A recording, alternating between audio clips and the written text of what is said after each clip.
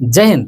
दोस्तों, आज की वीडियो में हम बात करेंगे फ्लेक्सी कैप कैटेगरी के एक बहुत ही शानदार फंड के बारे में। जो भी लोग फ्लेक्सी कैप कैटेगरी के फंड में इन्वेस्ट कर रहे होंगे उनको इस फंड के बारे में बताने की जरूरत नहीं है। ये फंड किसी भी पहचान का मोहताज नहीं है। जी हाँ, मैं बात कर रहा हूँ पराग पारिक फ्लेक्सी कैप फंड की। लेकिन बहुत सारे लोगों का ऐसा कहना है कि पराग पारिक फ्लेक्सी कैप फंड से हमें जितना रिटर्न मिलना चाहिए था फिलहाल की सिचुएशन में उतना रिटर्न हमें मिलते हुए इस फंड से नहीं दिख रहा है। यानी कि फिलहाल की सिचुएशन में इस फंड का परफॉर्मेंस कोई खास नहीं रहा है, जबकि स्टॉक मार्केट बहुत अच्छा चल रहा है। स्टॉक मार्केट अपने लाइफ टाइम हाई के आसपास में ट्रेड कर रहा है। और आज की हमारी वीडियो का टॉपिक भी यही है कि पराग पारिक फ्लेक्सी कैप फंड का रिटर्न इतना कम क्यों, क्या हमें एग्जिट कर देना चाहिए। तो दोस्तों, इस सवाल का जवाब हमें मिलेगा लैपटॉप की स्क्रीन के ऊपर जब हम इस फंड का कंपेयर इसी के कैटेगरी के और फंड से करेंगे और भी कुछ बेसिक डिटेल जानने की कोशिश करेंगे। तब हमें इस सवाल का जवाब मिल पाएगा कि क्या वाकई में इस फंड का परफॉर्मेंस ठीक नहीं है फिलहाल के सिचुएशन में, क्या वाकई में हमें इस फंड को एग्जिट करके किसी और फंड में इन्वेस्ट करना चाहिए। तो आज की वीडियो हमेशा की तरह बहुत इन्फॉर्मेटिव होगी, इसलिए मैं रिक्वेस्ट करूंगा आप सभी से कि इस वीडियो को अंत तक जरूर देखिएगा। तो स्वागत है आप सभी का एक नई वीडियो में। आशा करता हूं आप सब अच्छे होंगे। मैं हूं अनवर अंसारी, चलिए पेश करते हैं। तो अब आप देख सकते हैं हम आ गए हैं लैपटॉप की स्क्रीन के ऊपर और पराग पारिक फ्लेक्सी के फंड के बारे में बातें करें उससे पहले एक छोटा सा एग्जाम्पल मैं आप सभी के सामने रखना चाहता हूँ। देखिए, आप कभी भी कहीं भी जाते हैं और वहाँ पे कोई भी सामान या प्रोडक्ट आपको खरीदना पड़ जाता है जिसकी कीमत 10 या 20 रुपए के आसपास में है या फिर 50-100 रुपए के आसपास में है, तो आप ज़्यादा सोचते समझते नहीं है। क्योंकि अगर वो सामान खराब भी निकल गया, यूजलेस भी निकल गया, तो आप जान रहे हैं कि मेरा 10-20 रुपए लगा है, 50-100 रुपए लगा है, इतने नुकसान से मेरा कोई भी ज़्यादा फर्क नहीं पड़ने वाला है। लेकिन वही सामान अगर 2000, 5000, 10,000 रुपए का हुआ तो आप एक बारी सोचते जरूर हैं कि जहाँ पे मैं पैसा लगा रहा हूँ, जो सामान मैं खरीद रहा हूँ, वो अच्छा होना चाहिए, वर्थ इट होना चाहिए। इसकी वारंटी क्या है, इसकी गारंटी क्या है, कब तक यूज कर पाऊंगा मैं, इस तरह की तमाम बातें सोचते हैं। क्योंकि अब यहाँ पे पैसा ज़्यादा लगा हुआ है, अगर नुकसान हुआ तो नुकसान ज़्यादा हो जाएगा। ठीक इसी तरह की सिचुएशन ना एएमसी के साथ भी होती है, म्यूचुअल फंड की स्कीम के साथ में भी होती है। जिस म्यूचुअल फंड की स्कीम का एयूएम साइज थोड़ा सा कम होता है वो थोड़ा ज़्यादा रिस्क ले सकते हैं, लेकिन जिन म्यूचुअल फंड की स्कीम का एयूएम साइज थोड़ा सा ज़्यादा होता है वो कहीं ना कहीं थोड़ा सा सेफ्टी के बारे में ज़रूर से सोचते हैं। और सेफ्टी और रिटर्न दोनों एक साथ नहीं चल सकते हैं। अगर सेफ्टी पर ध्यान दिया गया तो रिटर्न से पक्का है कि कॉम्प्रोमाइज हो जाएगा। मैं ऐसा बिल्कुल नहीं कह रहा हूं कि ये अपनी स्ट्रेटजी बदल देते हैं, लेकिन जिन भी फंड का एम साइज थोड़ा सा ज़्यादा होता है वो थोड़ा सा सेफ्टी के बारे में ज़रूर से सोचते हैं। और आप यहाँ पे देख सकते हैं कि पराग पारिक फ्लेक्सी कैप फंड का जो एम साइज है वो 71,700 करोड़ रुपए का है। तो इनको ये बात अच्छे से मालूम है कि निवेशकों ने इस फंड में अच्छा खासा पैसा लगा के रखा है। इनकी जैसी स्ट्रेटजी है वो वैसे ही चल रहे होंगे, इसमें मेरे को कोई भी दो राय नहीं है, डाउट नहीं है। लेकिन थोड़ा सा सेफ्टी के बारे में तो जरूर सोच रहे होंगे क्योंकि इनके पास पैसा इस स्कीम में बहुत ज़्यादा है। और जैसे ही सेफ्टी के बारे में सोचा जाता है रिटर्न से थोड़ा सा कॉम्प्रोमाइज जरूर हो जाता है। तो ये वो बात है, अगर किसी भी फंड का एम साइज थोड़ा सा बड़ा हो जाता है तो थोड़ा सा रिटर्न पे फर्क जरूर पड़ता है। अब मैं आपको एक साल का एब्सोल्यूट रिटर्न यहाँ पे दिखाता हूँ कि एक साल का absolute return Parag Parikh flexi cap fund का कितना रहा है। तो आप देख सकते हैं कि अगर मैं एक साल के एब्सोल्यूट रिटर्न की बात करूँ तो इस मामले में 22वें नंबर पर Parag Parikh flexi cap fund rank कर रहा है। 21 ऐसे फंड हैं जिनका absolute return Parag Parikh flexi cap fund से ज़्यादा है। रिटर्न आप देख सकते हैं 39.74%, यानी कि ऑलमोस्ट कह सकते हैं कि 40% का रिटर्न है। अगर ऐसे देखा जाए कि एक पराग पारिक फ्लेक्सी कैप फंड या फिर एक फ्लेक्सी कैप फंड के लिए 40% का रिटर्न कम होता है क्या? अगर कोई फंड एक साल का एब्सोल्यूट रिटर्न 40% का दे रहा है तो कहाँ से इसको कहा जा सकता है कि ये परफॉर्मेंस ठीक नहीं कर रहा है, अंडर परफॉर्म है या फिर रिटर्न अच्छा नहीं दिया। लेकिन जब हम कंपेयर करने लगते हैं ना इसी कैटेगरी के अदर फंड से, हम देखते हैं कि भाई इसी कैटेगरी का जो अदर फंड है वो बहुत ज़्यादा रिटर्न दे रहा है। जैसे बैंक ऑफ इंडिया 65% के आसपास में, जेम फ्लेक्सी कैप फंड 62% के आसपास में, क्वांट भी आप यहाँ देख सकते हैं 56% के आसपास में। तब फिर हमें ऐसा लगने लगता है कि भाई इसका जो रिटर्न है ना वो थोड़ा सा हमें कम देखने को मिल रहा है। लेकिन हमें ये भी ध्यान में रखना चाहिए कि 40% का रिटर्न कम नहीं होता है और हर वक्त हमें उसी कैटेगरी के फंड से कंपेयर करके नहीं चलना चाहिए।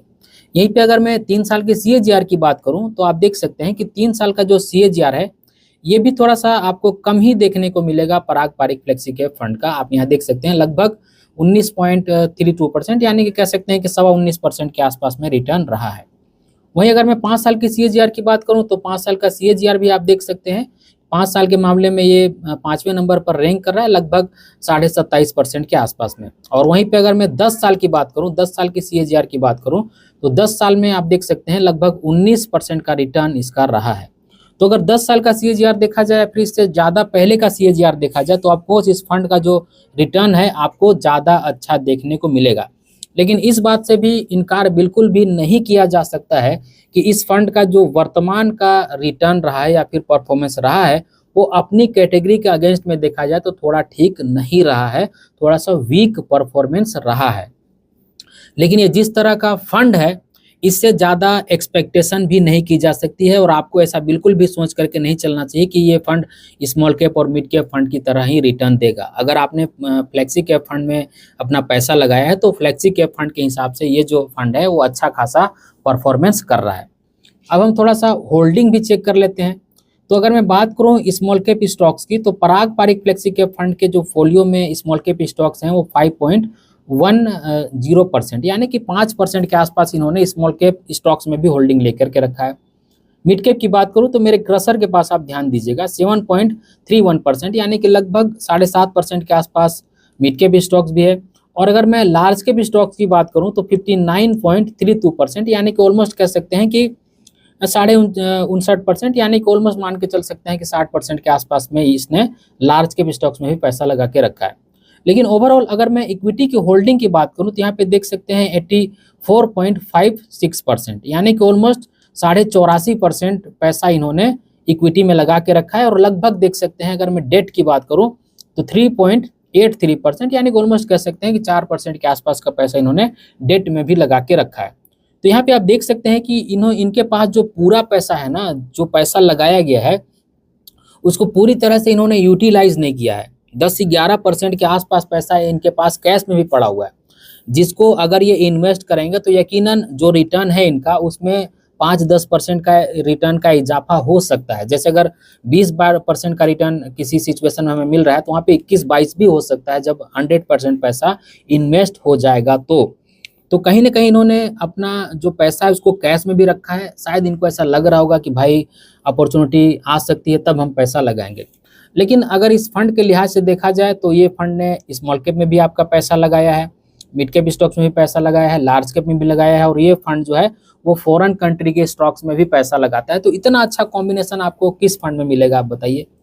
अगर आप कंपेयर इस कैटेगरी के फंड से नहीं करते हैं तब तो ये फंड बहुत ही शानदार है, लेकिन अगर आप कंपेयर करते हैं तब कहीं ना कहीं आपको दिक्कत लगेगी। आपको ऐसा लगेगा कि इस फंड का जो परफॉर्मेंस है वो फिलहाल में ठीक देखने को नहीं मिल रहा है। अब चलिए थोड़ा सा पोर्टफोलियो का एक्सपोजर भी हम देख लेते हैं इस फंड का कि किस तरह का पोर्टफोलियो का एक्सपोजर रहा है इस फंड का। तो एसेट एलोकेशन देख सकते हैं, जैसा कि मैंने कहा कि इक्विटी में जो पैसा लगा हुआ है वो 84.56%, यानी कि ऑलमोस्ट मान के चल सकते हैं कि 84.5% के आसपास पैसा लगा हुआ है। कैश एंड इक्विवेलेंट में देख सकते हैं लगभग 11.5% के आसपास में पैसा है इनके पास, जो कि पूरी तरह से कैश है। और यहाँ पे जो मैं डेट के बारे में बताया वो पैसा यहाँ पे लगा हुआ है। तो ऑलमोस्ट आप मान करके चल सकते हैं कि इनके पास अच्छा खासा पैसा जो है वो कैश में पड़ा हुआ है, जो कि जब इन्वेस्ट होगा तो रिटर्न बहुत ही शानदार मिल सकते हैं, इसमें कोई भी डाउट वाली बात नहीं है। और अगर मैं बात करूं इनके पोर्टफोलियो में जो सेक्टर्स हैं जहां पे इन्होंने पैसा लगा के रखा है उसमें भी देख सकते हैं कि ठीक ठाक ही ये चेंजेस कर रहे हैं। अब क्योंकि ये ऐसे फंड हैं जो बहुत ज़्यादा बदलाव नहीं करते हैं तो भी आप देख सकते हैं कि फिर भी इन्होंने अच्छा खासा बदलाव किया है। जैसे आईटी में देख सकते हैं कि जून 2023 में 17.35% का एक्सपोजर था, जिसे इन्होंने घटा करके 13.17% कर दिया। तो ऐसा नहीं है, पोर्टफोलियो में ये भी लगातार चेंजेस कर रहे हैं, कोशिश कर रहे हैं कि हमारा जो फंड का परफॉर्मेंस है वो कैसे बेहतर से बेहतर हो सके। तो इसमें कोई भी दो राय नहीं है।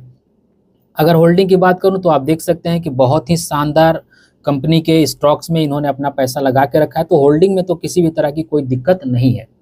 और इस फंड को 4 फंड मैनेजर मैनेज करते हैं। राजीव ठक्कर जी जो हैं इनको 18 साल का एक्सपीरियंस है।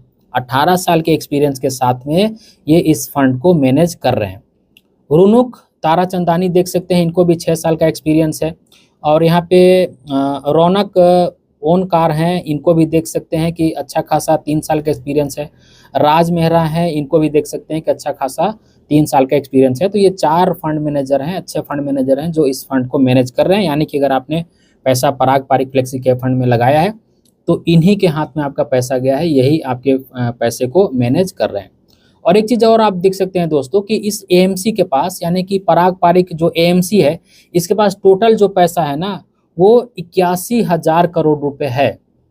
और अगर मैं बात करूं सिर्फ पराग पारिक फ्लेक्सी के फंड की, तो यहाँ पे आप देख सकते हैं कि अच्छा खासा इनके पास जो पैसा है वो सिर्फ एक ही फंड से आया हुआ है, जो कि 71,000 करोड़ रुपए का है।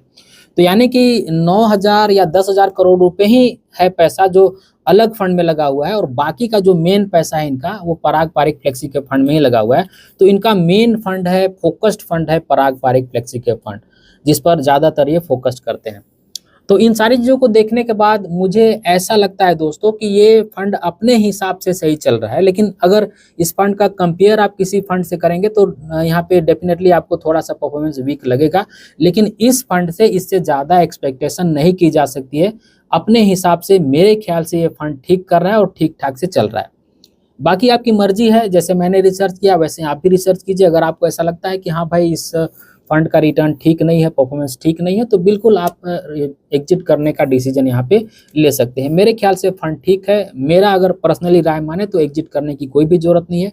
जैसे आप कंटिन्यू कर रहे थे वैसे ही कंटिन्यू कीजिए। ये फंड मुझे लगता है कि आगे चल करके जब ये अपना सारा पैसा इन्वेस्ट कर देंगे तो और भी थोड़ा सा परफॉर्मेंस सुधरेगा। तो आज की इस वीडियो में बस इतना ही। उम्मीद करता हूं आज की वीडियो आप सभी को अच्छी लगी होगी। अगर आज की वीडियो आप सभी को अच्छी लगी है तो इस वीडियो को एक लाइक जरूर कर दीजिएगा, और इसी तरह की वीडियो देखने के लिए चैनल को सब्सक्राइब कर लीजिएगा, और इस वीडियो को अपने फ्रेंड और फैमिली के बीच जरूर से शेयर कीजिएगा ताकि वो भी अवेयर हो जाए। इस वीडियो के आखिर में बस मैं आपसे इतना ही कहना चाहता हूँ कि अपना और अपने फैमिली का बहुत ख्याल रखिएगा। मैं मिलूंगा इसी तरह के किसी और वीडियो में, तब तक के लिए बाय।